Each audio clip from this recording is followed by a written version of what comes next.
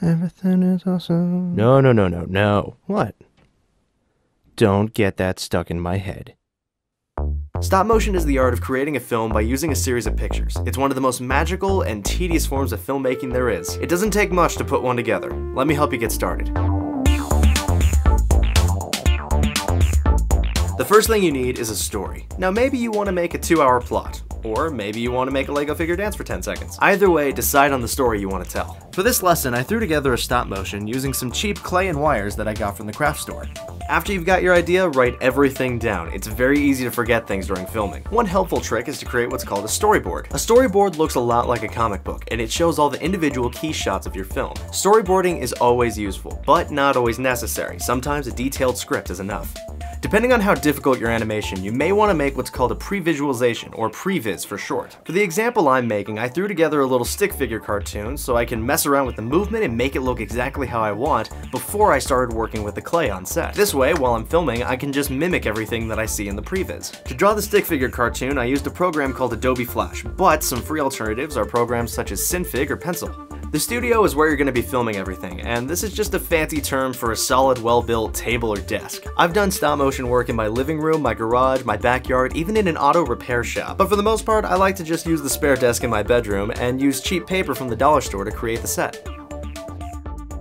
When it comes to lighting, any old desk lamp or clamp light will do, but experiment with pointing the light in different directions instead of directly at your characters. My example was made by using only one desk light pointed straight down at the white floor. The plan was to bounce the light off the floor to give the characters a nice soft look, but this would also give them some large shadows. Remember that in stop motion, lighting works differently because you're working with pictures instead of video. This means you can film in incredibly low light, but with a slow enough shutter speed, you can light the entire set. This is my scene being lit by my desk lamp, and this is the same scene being lit with my Nintendo DS in a 5-second shutter speed.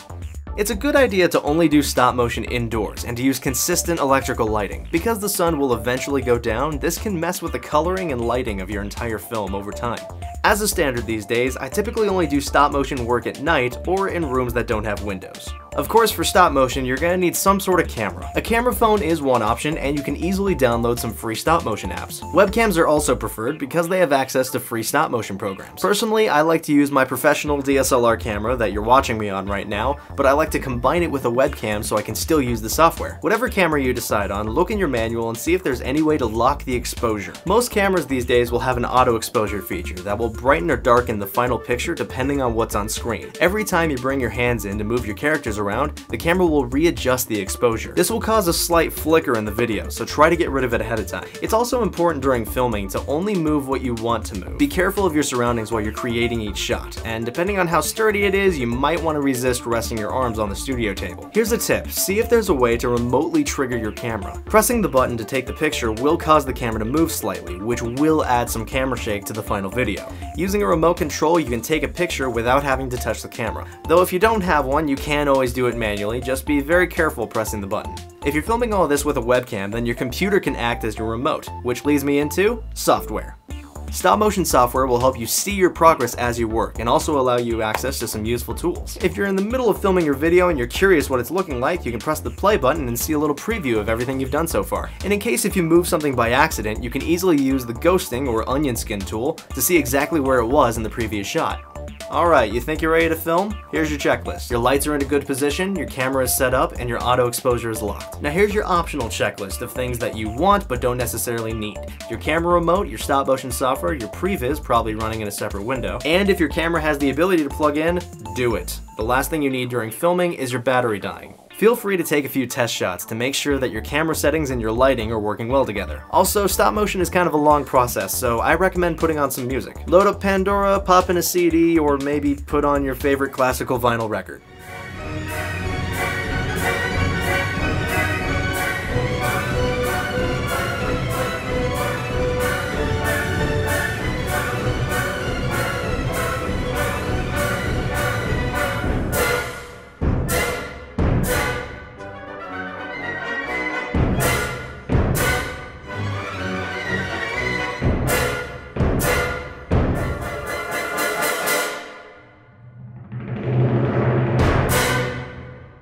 After you've taken all your pictures, you can either save it out as a video file using your webcam software, or you can bring the pictures into your editor. In case if you need it, there are many free editors that work with image sequences, but I recommend an older one called Wax 2.0. This is a very basic multi-layer editor, but it's more than enough for stop motion. The speed of your video is going to be judged by the frames per second, or the FPS. Typically, most videos you see online are at 30 FPS. Every second that you're watching this video, you're actually seeing 30 pictures crammed together to give the illusion of movement. Typically for animation, people will do a nice 24 frames per second, which means less pictures to take during the scene. 24 frames per second is about the lowest you can go before things start looking too stiff. Simply put, low frame rate equals a slow video, but also means you'll have less fluid movement. Now is the time to add your sound effects, your visual effects, even just mess with the coloring in your editor to make your stop motion look good.